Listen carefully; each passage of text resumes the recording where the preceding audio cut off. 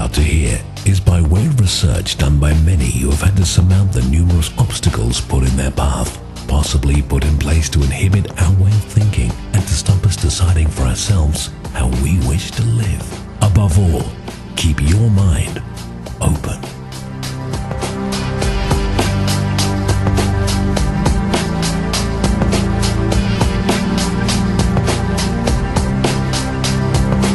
Well, we're going back in history for tonight's conspiracy theory. You'll be aware, of course, that the Official Secrets Act actually lasts for about 50 years. So after 50 years, certain things are declassified, as they say, and this is one of them. It's to do with Pearl Harbour. Evidence in 2011 actually emerged showing that President Franklin D. Roosevelt was warned 3 days before the attack that the Japanese Empire was eyeing up Hawaii with a view to open conflict. The information contained in a declassified memorandum from the Office of Naval Intelligence adds to proof that Washington dismissed red flags, signalling that mass bloodshed was looming and war was imminent. In anticipation of possible open conflict with this country, Japan is vigorously utilising every available agency to secure military.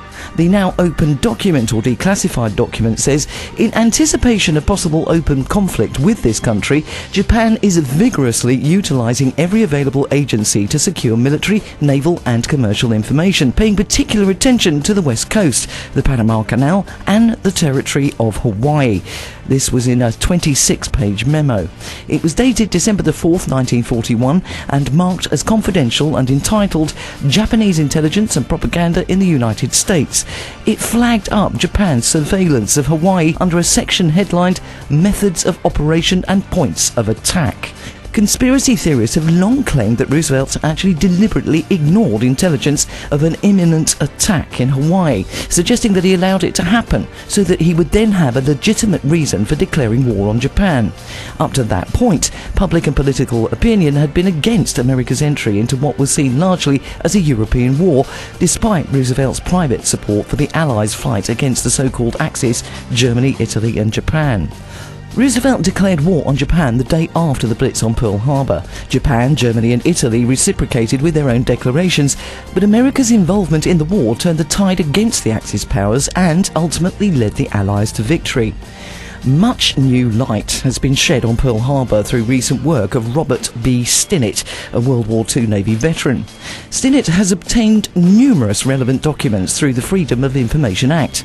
In Day of Deceit, The Truth About FDR and the Pearl Harbor 2000, the book so brusquely dismissed by director Bruckheimer, Stinnett reveals that Roosevelt's plan to provoke Japan began with a memorandum from Lieutenant Commander Arthur H. McCollum, head of the Far East Desk of the Office of Naval Intelligence. The memorandum advocated 8 actions predicted to lead Japan into attacking the United States. McCollum wrote, "If by these means Japan could be led to commit an overt act of war, so much the better." After meeting with President Roosevelt on October the 16th, 1941, Secretary of War Henry Stimson wrote in his diary, "We face the delicate question of the diplomatic fencing to be done so as to be sure Japan is put into the wrong and makes the first bad move, overt move." On November the 25th, the day before the ultimatum was sent to Japan's ambassadors, Stimson wrote in his diary, the question was how he should manoeuvre them, the Japanese that is, into the position of firing the first shot. One of the most important elements in America's foreknowledge of Japan's intentions was that their government's success in cracking Japan's secret diplomatic code known as Purple.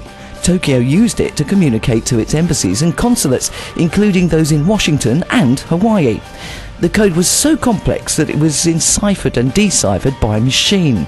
A talented group of American cryptoanalysts broke the code in 1940 and devised a facsimile of the Japanese machine. These, utilised by the intelligence sections of both the War and Navy departments, swiftly revealed Japan's diplomatic messages.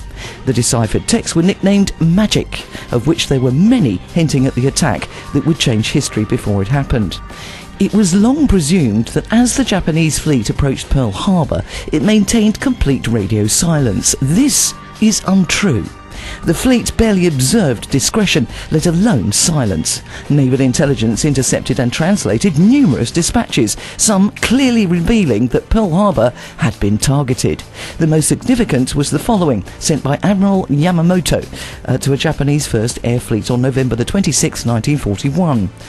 The task force, keeping its movements strictly secret and maintaining close guard against submarines and aircraft, shall advance into Hawaiian waters, and upon the very opening of hostilities, shall attack the main force of the United States fleet and deal it a mortal blow.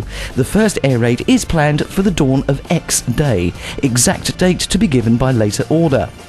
So much official secrecy continues to surround the translations of the intercepted Japanese naval dispatches that it's not known if this message was sent to McCollum or seen by Roosevelt. It's not even known who originally translated and intercepted it. One thing, however, is certain. The message's significance could not have been lost on the translator himself.